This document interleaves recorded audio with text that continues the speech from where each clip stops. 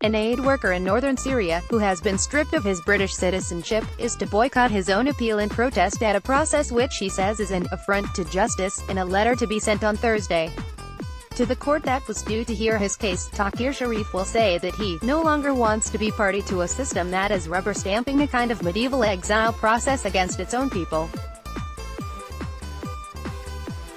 Sharif, who is from London, will complain about the secretive nature of the appeal process, in which appellants are not allowed to see or challenge some of the evidence used by the government against them. Why I am boycotting Britain's two-tiered justice system. Read more.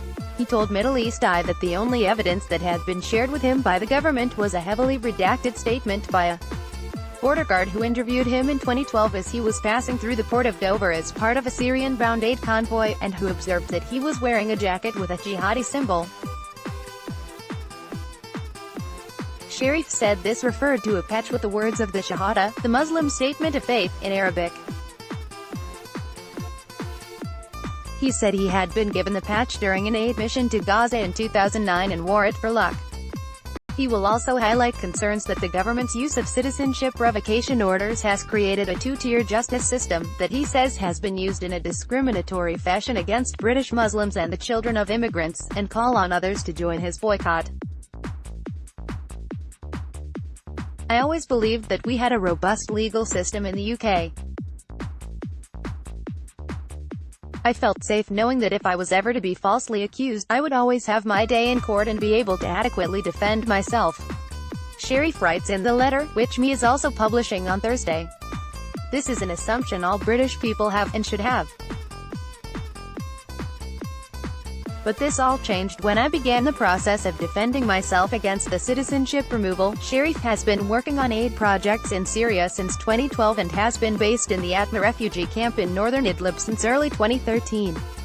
He lives there with his wife, who is also British, and 5 children who have all been born since he moved to Syria. In May 2017, the British government wrote to Sharif via his family to inform him that he had been deprived of citizenship on the grounds that he had been assessed to be aligned with an al-Qaeda-aligned group, and could present a risk to the national security of the United Kingdom.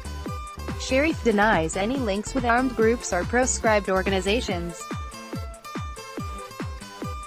He says his charity, Live Updates for Syria, employs around 200 people and runs 41 aid projects in Idlib, the last area of Syria still under the control of Syrian opposition forces.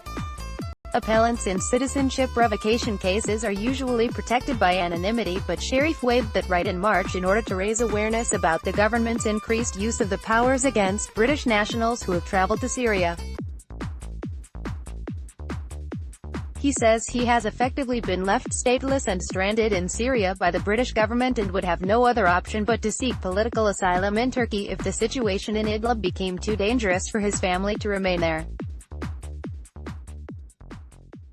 More than 100 people were stripped of citizenship in 2017, compared with 14 in 2016 and just 33 between 2010 and 2015, amid government concerns about the security threat posed by returnees from Syria. They include people suspected of links to the Islamic State group and now being held in camps in northeastern Syria, such as Shamima Begum, but also several based in Idlib, as exclusively reported by Me 2 years ago. At least 26 appeals against citizenship revocation orders are currently in progress at the Special Immigration Appeals Commission, according to information obtained by Me via Freedom of Information request earlier this year. Appeals can take years to be heard, and the process is complicated by the use by the government of closed material, usually provided by the intelligence services, which appellants and their lawyers are not allowed to see. Instead, government-vetted lawyers known as special advocates are appointed to represent them, but are not allowed to speak to the appellant once they have seen the closed evidence. The UK and citizenship stripping powers show. The UK has been described by researchers as a global leader in using citizenship deprivation as a counter-terrorism measure. Citizenship stripping powers targeted at naturalized citizens on disloyalty grounds had largely fallen into disuse prior to 2002, when the government introduced new powers in an attempt to revoke the citizenship of Abu Hamza, an Egypt-born cleric subsequently convicted of terrorism in the US. The 2002 legislation allowed British-born nationals as well as naturalized citizens to lose their nationality rights, and successive governments have gradually broadened the scope of the powers so that Home Secretaries can now deprive anyone of citizenship if they are satisfied that doing so is conducive to the public good, and would not leave an individual stateless. No criminal conviction is required. Letters often state that individuals are assessed to present a risk to the national security of the United Kingdom. The government's use of the powers has surged to unprecedented levels in response to the perceived threat posed by British nationals returning from Syria. Between 2010 and 2015, 33 people were stripped of their citizenship, according to Home Office figures. In 2016, 14 people were deprived, and in 2017 the number jumped to 104. Some subjects of citizenship stripping orders argue that they have been left effectively stateless because the government bases its assessment that they are dual nationals on a right of citizenship to a parent's country of birth, even if they have never taken up that citizenship or even visited the country. Human rights organizations and lawyers have compared the powers to medieval exile and banishment. Critics also point out that the powers create a two-tier system in which only those deemed to be dual nationals are at risk of losing their British citizenship, a measure that discriminates against naturalized citizens, immigrants and their children. Mo Azombeg, the outreach director for CAGE, a rights group that advocates for people affected by counterterrorism policies, told me that Sharif had dedicated his life to helping the Syrian people.He said that SISC and the Special Advocates system had served to perpetuate a cycle of discrimination and injustice. These courts have a history of making decisions on the basis of closed evidence, which cannot be reasonably seen, let alone challenged, said Beg. Sharif told me that he was still waiting for a date for his case to be set 2.5 years after losing his citizenship.He said he was now representing himself after his former lawyers had advised him that he had only a slim chance of succeeding in his appeal because those who had been successful had usually won on technicalities rather than on the substance of the case. Court rules British man stranded in Turkey was wrongly stripped of citizenship. Read more.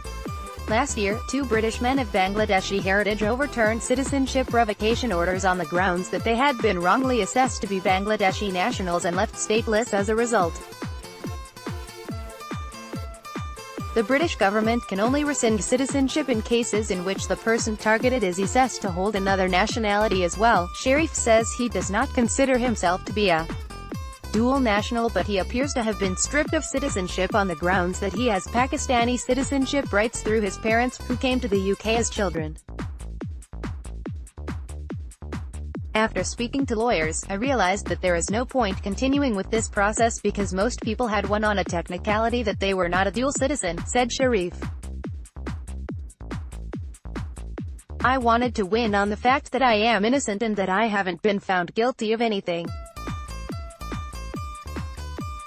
At this point it is better for me to boycott the proceedings until there is a fairer system. Sharif's father, Mohammed Sharif, told me that his son's situation had taken a toll on his family in the UK. We haven't seen him for nearly 7 years now, and it has been very hard for his mother in particular. We have never met our grandchildren there and obviously we cannot go and visit them, he said. But the whole family supports what he is doing. We are very open about the situation and the whole community supports him. All he has done is helped people. He is born and bred in the UK and to think he could be deported to Pakistan is ridiculous. He has only been there once and that was during the floods in 2009 when he went as an aid worker. Citizenship deprivation powers have been utilized and defended by successive Home Secretaries.